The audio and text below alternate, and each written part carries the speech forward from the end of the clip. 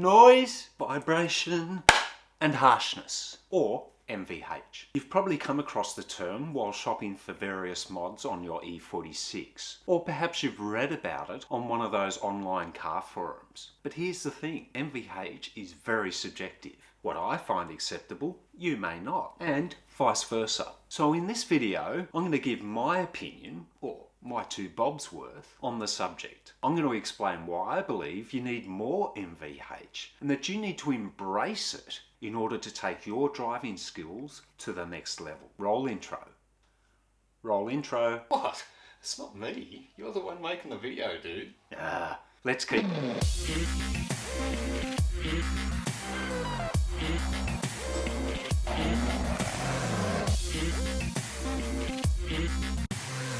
G'day everyone, my name's Michael Taylor and welcome to 64 Motorsport, and also welcome to the very first episode of 5 Minute Fridays. So if you're new to the channel and you'd like to see more information about DIY maintenance, performance mods, and to follow the build of my supercharged E46 325Ci, then consider subscribing and ringing the bell so you get a notification every time I upload a new video. Back to the subject, NVH. So let's break it down a bit. Noise, and that includes exhaust noise, engine noise, road noise, and wind noise. Vibration. Under the bonnet or hood, there's an internal combustion engine. The key word here is combustion, explosion, or big bang. Now that creates energy, and that energy is transferred via other metal components to the rear wheels. And all that energy and movement of those metal parts creates vibration.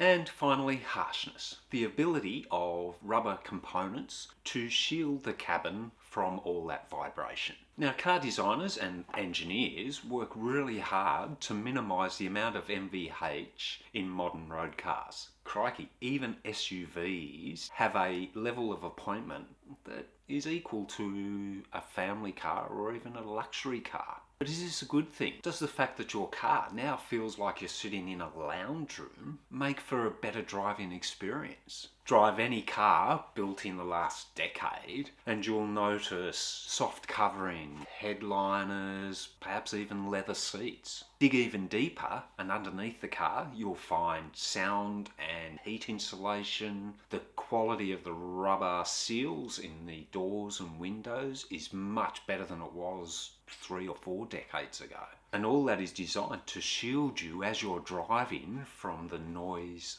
the vibrations and the harshness. Nowadays, a central computer is linked to a heap of sensors littered throughout the car. You have ABS, DRS, PDC, cruise control. Your car will even tell you now when it's safe to change lanes. So are you actually driving your car, or is your car driving you?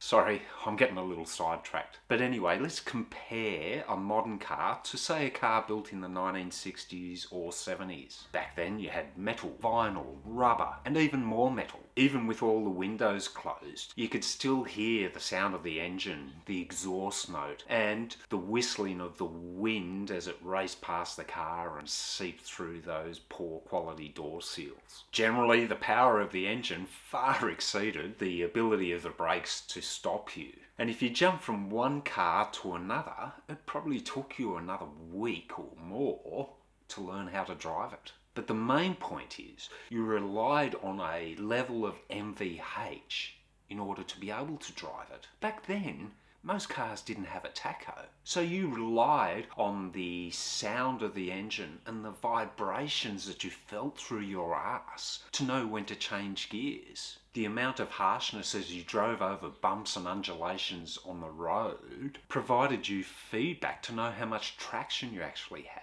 or lack of traction. And the smells that wafted into the cabin gave you an indication whether you might have had an oil leak or if the car was running a little bit hot. This engagement of the sensors created a one-on-one connection with your car. Now, over time, you get to know your car's personality. For example, cold start in the morning, choke half out, couple of pumps on the gas pedal, turned the key and she started. Tried to start it any other way, you're probably stuck there for half the day trying to get it going. But you needed this one-on-one connection with your car to truly, and I mean truly, be able to drive your car. Because without it, you're not actually driving, you're not learning anything, and you're not connected in any way to what's going on around you. When it comes to performance, I find it really strange when I read various comments from car owners who've installed a mod and then complained about the amount of NVH that it generated. And even stranger is that aftermarket parts suppliers and manufacturers are having to put disclaimers in the description which state that installing this product may generate additional NVH. To me, that's just like coffee shops having to put a disclaimer on their coffee lids. Caution, contents may be hot. I mean, seriously, you bought a hot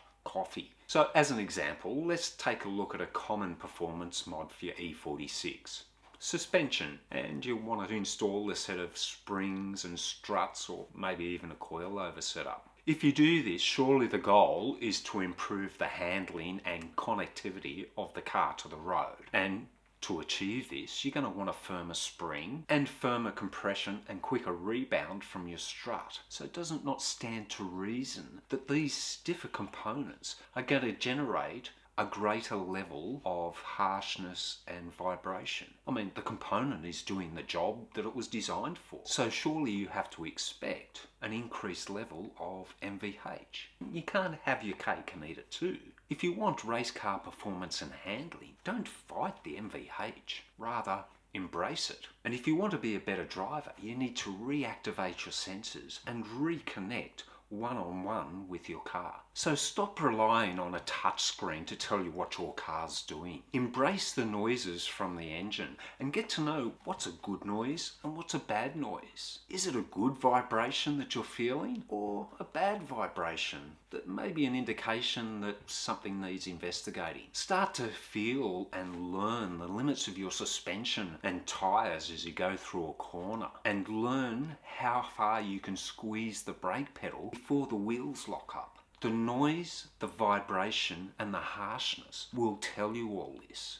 And as you start to appreciate what your car is telling you, and you'll start to become a real driver and not just a passenger going through the motions, totally disconnected from what's going on around you. If you want to appreciate the driving experience and get your car performing and handling better, then in order to get the full benefit of those modifications, you're going to need to embrace and accept the NVH, because what it's doing is it's giving you more feedback. It's reactivating your senses to allow you to drive your car better. Don't fight it, embrace it and look forward to it. Please leave me a comment, give me your feedback in terms of whether you think I'm right or wrong. I'll be really interested to read the various comments because, as I say, NVH is very subjective. Now, if you've made it this far into the video, don't forget to hit that like button because it really helps out my channel if you do. But I've really enjoyed your company. Thank you very much for joining me on the first episode of 5 Minute Fridays. But until we meet again, look after yourselves. Stay safe and TTFN.